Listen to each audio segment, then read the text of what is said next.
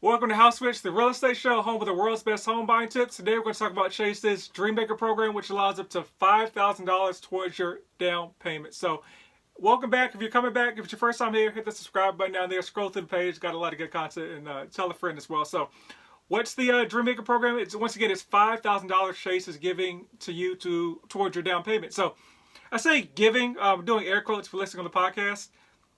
It's part of their Community Reinvestment Act. So anytime you see like Chase or any of these big banks, looks like they're giving money for really no reason at all. It's part of their Community Reinvestment Act, which is basically due to like redlining and discrimination in the past. So these programs are typically targeted towards underprivileged or underutilized communities that were discriminated towards in the past. But so let's jump towards what is it. So that's super important because the program is basically, if you purchase a home in a certain area, one of these underutilized areas, typically low to moderate income, but I've seen personally homes that are somehow up to like $500,000 be able to qualify for this program as well. But if you're purchasing a home in one of these areas, you automatically get the money. So it's not the person that qualifies for the money, it is the home being in this area that qualifies for the money. And so how do you figure out where these homes are? You literally just have to ask. I mean, I personally would not dictate my home search based on the location, but if you're like, hey, you're like in the Dallas area, you're like, hey, I'm looking in this areas of Dallas, but you're willing to go over maybe one more zip code where the homes possibly qualify for the grant, do that. And so you just typically just talk to your loan officer and say, hey, what areas around here qualify for the grant. Sometimes they can show you a map, or you can just say, hey, these are 10 homes I want to look for. And what they do is they actually put the homes, the addresses into the system and say, hey, this home qualifies for a $2,500 grant or a $5,000 grant. Literally, that's it. Like I said, there's no effort on your end besides closing on the home.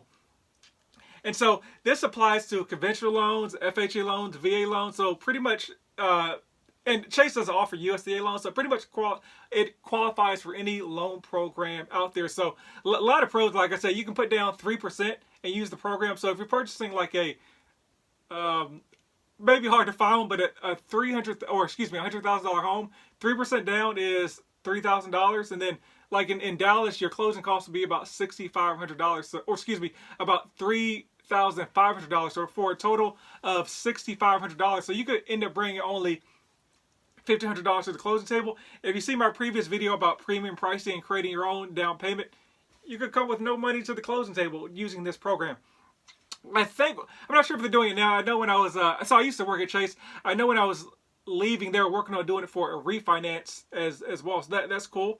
Like I said, you don't have to physically do anything or go through any guidelines or restrictions or put in paperwork for the grant. You just you get it because of the location, which is super important because it does not add any time to the closing process. So sometimes you hear about these down payment assistance programs and it's, oh, you have to fill out paperwork and do this or that and la, and you don't know if you qualify for it or not until you go through the underwriting program, and it may scare off sellers. No, you don't do literally anything for it but purchase a home in that area. So if you're purchasing a home at 563 Washington Street and 563 Washington Street qualifies for the grant, you got it. And so there's, like I said, there's no additional restrictions or requirements from the program.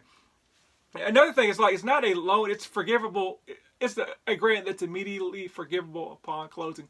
So for some reason you purchase the home and decide for some reason to sell it the next day, probably not the best financial decision because there's realtor costs and all that. You won't recoup the benefits most likely, but you could sell it the next day and you would not have to pay back that $5,000 grant.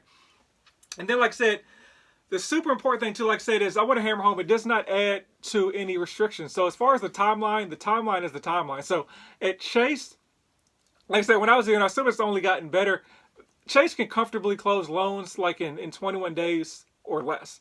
And so they're so comfortable that they can close loans in 21 days or less. They actually have a 21-day on time close guarantee, which didn't think I should do this part of this video, so it should still be accurate. I'll put something in the description if it's changed. But basically they say, hey, if we can't close your loan in if we get all your documents before day 21, and for some reason on our end, on Chase's end, we don't close your loan in 21 days, we'll give you $2,500.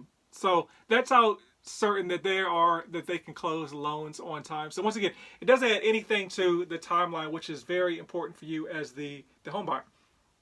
So what are the cons of the program?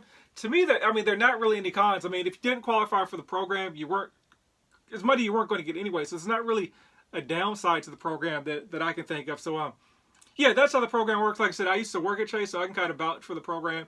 But if you have any questions, please let me know and drop them down below. But yeah, I would recommend exploring that program with Chase, no matter what lender you're going with, because I say, oh well, I gotta stop doing that. So I would recommend exploring that no matter what lender you're going with, because like I say, it's free money.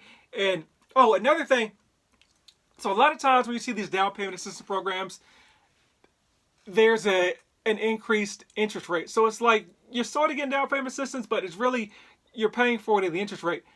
That's not part of the program as well. So whatever rate, so let's say you got a 3.000, that's what you qualify for. Like if you were in another zip code that didn't qualify for the program, you get the same 3.000 in the zip code that qualifies for the program as well. So it's not like there's an added tack on of interest rates or anything like that as far as the program goes. So yeah, like I said, I don't really think there's any negatives or downsides to the program. I've used it on my end with my clients as well. So yeah, that's it. Hope you liked the video. Share this with a friend, and if you haven't subscribed and you're still watching, click the button down there, and thanks for watching.